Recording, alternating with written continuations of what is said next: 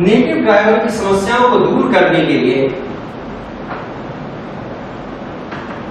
इजाद किया गया एक कॉमन एपीआई जिसका नाम था ODBC, ओपन डेटाबेस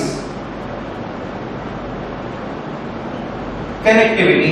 वास्तव में एक जॉइंट एफर्ट था, माइक्रोसॉफ्ट और बहुत सारे वेंडर्स ने मिलकर एक टेक्निकल कमेटी बनाई जिसे टास्क दिया गया है एक कॉमन एपीआई बनाने का। अब ये एपीआई अब से 15-20 साल पहले बनी।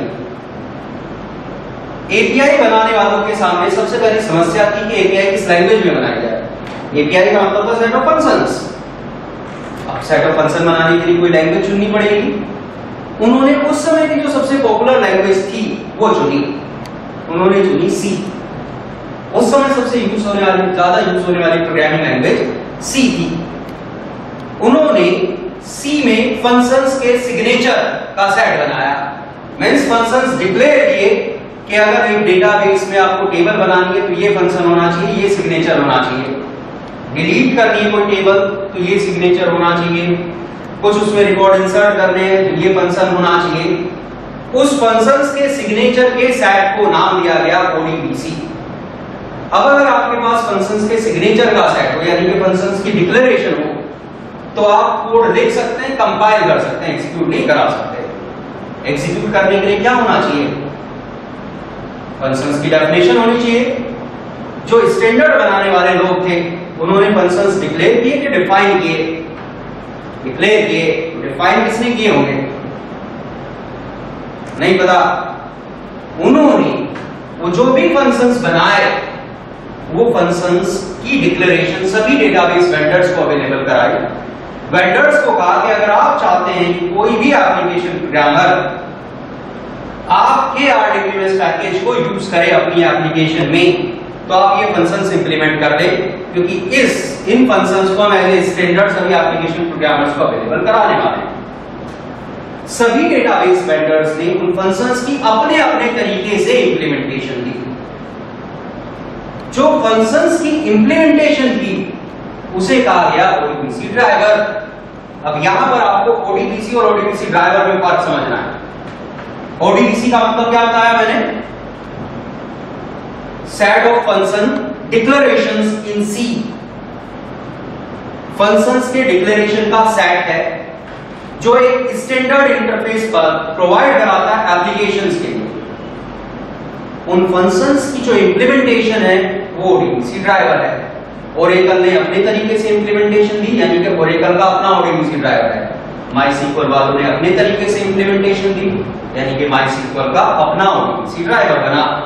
इसी तरह से सभी डेटाबेस वेंडर्स ने अपनी अपनी इंप्लीमेंटेशन दे दी। अब एप्लीकेशन प्रोग्रामर्स को क्या फायदा हुआ? एप्लीकेशन प्रोग्रामर्स ने एक बार सी के फंक्शन सीख लिए। अब उन्हें पता है अगर ओरेकल के साथ काम करना है तो भी ये फंक्शन मिलेंगे, MySQL के साथ काम करना है तो भी यही फंक्शन मिलेंगे, SQL सर्वर के साथ काम करना है तो भी यही फंक्शन मिलेंगे। जो भी नेटिव ड्राइवर की लिमिटेशंस थी वो सब ODBC ने दूर कर दी।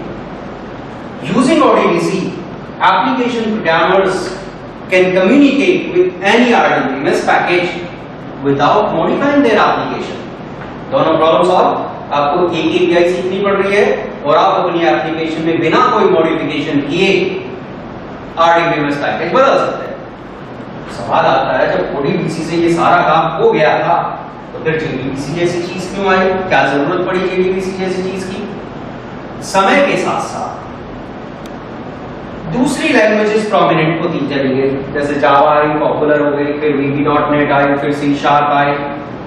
अब आप लोग जावा सीख रहे हैं। आज तक आपने जो भी किया है वो जावा में किया है।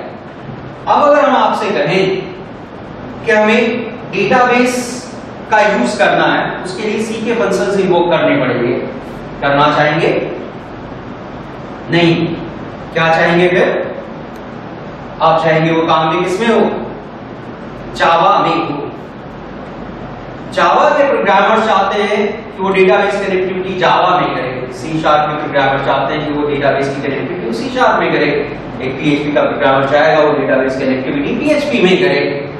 तो जैसे जैसे दूसरी लैंग्वेजेस प्रोमिनेंट हुई, लैंग्वेज स्पेसिफिक एपीआईज की जरूरत पड़ी। जावा के प्रोग्रामर्स के लिए ये जरूरत पूरी करने के लिए सन माइक्रोसिस्टम ने अपनी खुद की एपीआई बनाई, जिसे उन्होंने नाम दिया जेडीबीसी। अब यहां तक हम जेडीबीसी पे पहुंचे कि जरूरत क्या है जेडीबीसी। अब सवाल आता है जेडीबीसी है क्या? वास्तव में जो काम ओडीबीसी बनाने वालों ने किया था वही काम सन माइक्रोसिस्टम ने किया। सन माइक्रोसिस्टम ने कुछ इंटरफेसेस बनाए।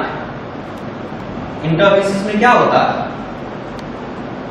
मेथड के सिग्नेचर।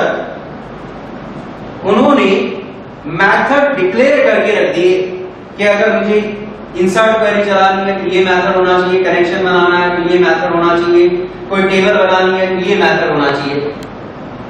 जिस तरह से ओडीबीसी बनाने वालों ने फंक्शंस बना के उन्हें इंप्लीमेंट करने की जिम्मेदारी डेटाबेस वेंडर्स को दी थी, उसी तरह से सन माइक्रोसिस्टम ने इंटरफेस बनाए और वो इंटरफेस इंप्लीमेंट करने की जिम्मेदारी डेटाबेस वेंडर्स को दी। वेंडर्स को कहा गया कि अगर आप चाहते हैं कि जावा के प्रोग्रामर्स आपके आरडीबीएस पैकेज को यूज करें तो आप इन इंटरफेसेस को इंप्लीमेंट करें। वेंडर्स ने इंप्लीमेंटेशन दी। हर एक वेंडर ने अपनी अलग अलग तरह से इंप्लीमेंटेशन दी। जो भी कोई इंप्लीमेंटेशन किसी वेंडर ने दी है उस इंप्लीमेंटेशन को कहा जाता है जेडीबीसी ड्राइवर। आप पढ़ेंगे जेडीबीसी। जेडीबीसी का मतलब है सेट ऑफ इंटरफेसेस, लेकिन यूज करेंगे जेडीबीसी ड्राइवर। जेडीबीसी एक है, ड्राइवर बहुत सारे। ओडीबीसी एक है, ओडीबीसी ड्राइवर बहुत सारे। ये बिल्कुल जेवीएम और जेआरई जैसी चीज है। जैसे जेवीएम एक है स्पेसिफिकेशन, जेआरई बहुत सारे हैं, उसी तरह से जेडीबीसी एक है, जेडीबीसी ड्राइवर बहुत सारे हैं। कितने लोगों को ये बात समझ में आती है? तो समझ में आ रही है सबको? चलिए आगे बात करते हैं।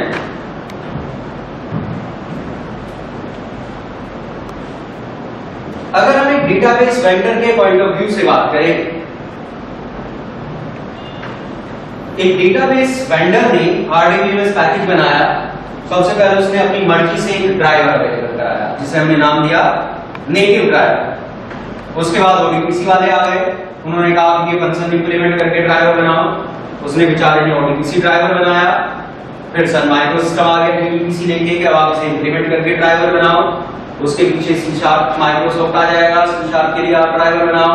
फिर पीएचपी वाले आ जाएंगे कि आप इसके लिए ड्राइवर बनाओ। और वो बेचारा अपना कुछ काम करेगा नहीं, ड्राइवर बनाता रहेगा बैठ के।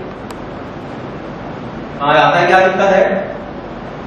अगर आपको कोई काम हर रोज करना पड़े, आपको पता है ये काम तो आपको हर रोज करना है, तो आप क्या करेंगे? उस काम को करने के शॉर्टकट ढूंढ लेंगे, एफिशिएंट तरीके ढूंढ लेंगे जिसमें कम एफर्ट लगे। अब वेंडर को पता है तो रोजाना का काम है, आज ही आया कल वो दूसरा आएगा। वेंडर ने भी कुछ शॉर्टकट ढूंढ के रखे होंगे। जब सन माइक्रोसिस्टम ने जेडीबीसी वेंडर्स को अवेलेबल कराया, यानी कि जेडीबीसी के इंटरफेसेस अवेलेबल कराया, तो अलग अलग वेंडर्स ने अलग अलग तरीके से उसकी इंप्लीमेंटेशन की। अगर आप किसी इंटरव्यू में जाते हो और आपका इंटरव्यू जेडीबीसी तक चला जाता है, और ये बात बहुत इंपॉर्टेंट है, सभी इंटरव्यू जेडीबीसी तक नहीं जाते। आपका इंटरव्यू वहां रुक जाएगा जहां आप रुक जाएंगे। तो जेडीबीसी में सबसे पहला सवाल आपसे पूछा जाएगा, जेडीबीसी ड्राइवर कितने तरह के होते हैं? कितने तरह के होते हैं? 4 तरह के। मोस्टली सभी लोग इसका आंसर दे देते हैं कि जेडीबीसी ड्राइवर 4 तरह के होते हैं। कौन कौन से होते हैं बता सकते हैं? Type 1, type 2। चलिए देखते हैं।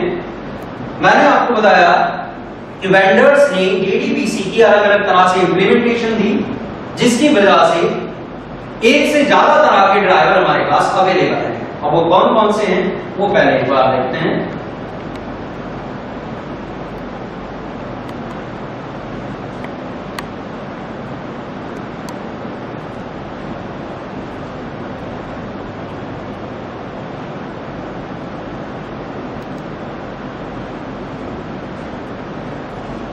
JDBC ODBC bridge driver, native driver, network driver, pure Java. या फिर इन्हें कह सकते हैं टाइप 1, टाइप 2, टाइप 3 और टाइप 4 ड्राइवर। अगर आप ये बताते हैं कि 4 तरह के ड्राइवर होते हैं तो नेक्स्ट क्वेश्चन जो होगा वो होगा इनमें फर्क क्या है। अब बहुत कम लोग इनमें फर्क जानते हैं, लोग फर्क नहीं बता पाते। समझते हैं क्या फर्क है इन ड्राइवर्स में।